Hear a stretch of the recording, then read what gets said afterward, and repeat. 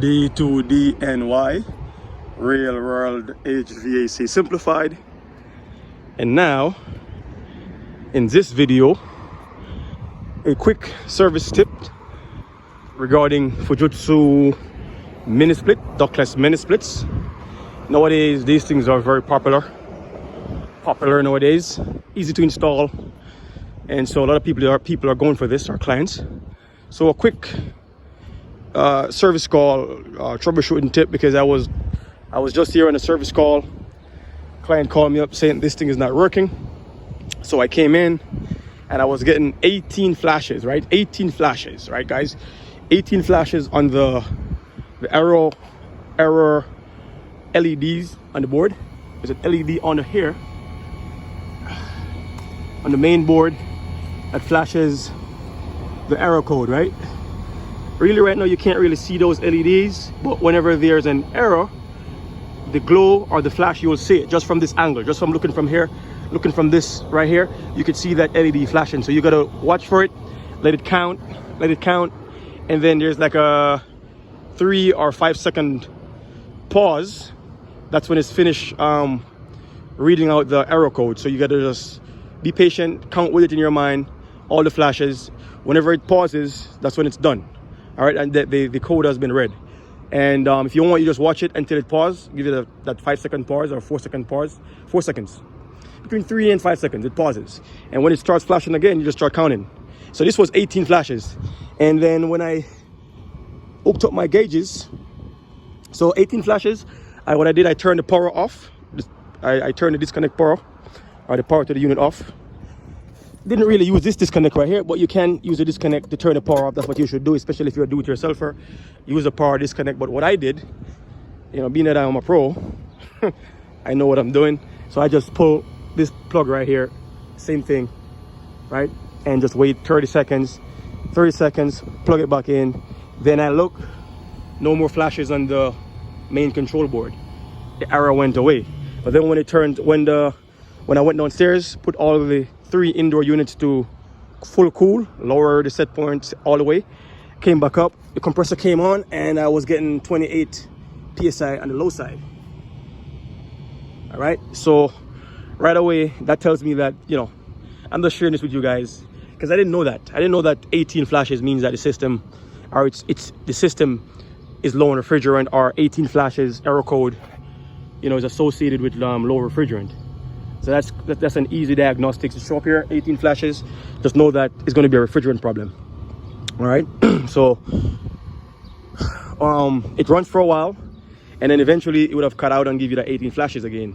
But before that happens, you can see right here all this debris or dirt. That's because there's a leak over here. You know what I mean? If you guys are familiar with that, if you're a pro, you'll know that this indication right here is because there's a refrigerant leak. That's all. The dirt is trapped on the oil, like stuck to the oil. That's what that is. So yeah, the flare over here was leaking. So already I tied it up, tightened it, and then just had refrigerant. I had a refrigerant, I think I had about 6 pounds, 7 pounds. All right, so no more leaks because I got my big blue right here. You know what I'm saying? Spray that up, no more leaks, all good. All right, you see that? No bubbles, everything is good. So yeah, I did 6 pounds, grabbed my thermometer, stuck it right in the suction line right there. So you can see that's my suction line temperature right now, 52 degrees. Nice and cold, man. So 52 degrees, and with R1410A, currently my Saturday temperature is 37. Difference between 37 and 52, what is that? That's 3, that's going to be, that's math again, 3, that's going to be 40, and on 13, that's going to be 50. So 13 is 50 and 3 more, so that's 16. So we're doing 16 to 15 superheat. Not bad, right? I don't really know what superheat these things run on, but I know that we're in full cooling right now. It's a 4-zone system, and we only have 3 out of the 4 zone connected. All right, so it's doing its thing. Yeah, pretty much that's it, guys. You know what I mean? I just want to share that tip with you real quick. You're going to service call, you got one of these puppies right here. You have 18 flashes, nothing is happening. Just know that error code 18 flashes, or 18 error code 18 has to do with your refrigerant levels and being too low. All right, so this is a Fujitsu Alcon HFI. Okay, yeah. If you have not subscribed, do so right now. Please do so right now. You know what I'm saying? And hit that bell icon, smash that bell icon, so when I do videos like this, uploads like this, you guys get them right away. You know what I'm saying? Yeah, so 52 degrees right there. And we have 37 degrees still. Saturday temperature. So again, that's 3 and 3 make 40, 10 make 50, that's 13, and 52.5. So we're looking at 15 degrees superheat. You know, I think that's all right. You know, I really and truly, to properly get this, you'd most likely have to remove the charge, remove the entire thing, and weighing the charge based on this right here. And but I'm not going to do that. I probably put a little bit more refrigerant and bring the superheat down closer to 10. You know, that's what I'm gonna do. And just throttle in this refrigerant. And you can go ahead and let the refrigerant in as a liquid. Don't worry about it, because this thing this is an accumulator. It has an accumulator, so don't worry about having liquid going to the compressor. So still sitting at 37 degrees Saturday temperature, and my suction line is 52.3. Downstairs it's blowing 52 degrees from the vents, so it's nice and cold. So that's going down right now. It's dropping just by adding a little more refrigerant. It's dropping. Suction line is dropping. So that means my superheat is going down. So 35 and 50, that would be 15 exactly. So this is my Saturday temperature, currently 35 degrees. And suction line is 51.9. I think this is it. I'm gonna close this video off. If you like it, give it a thumbs up.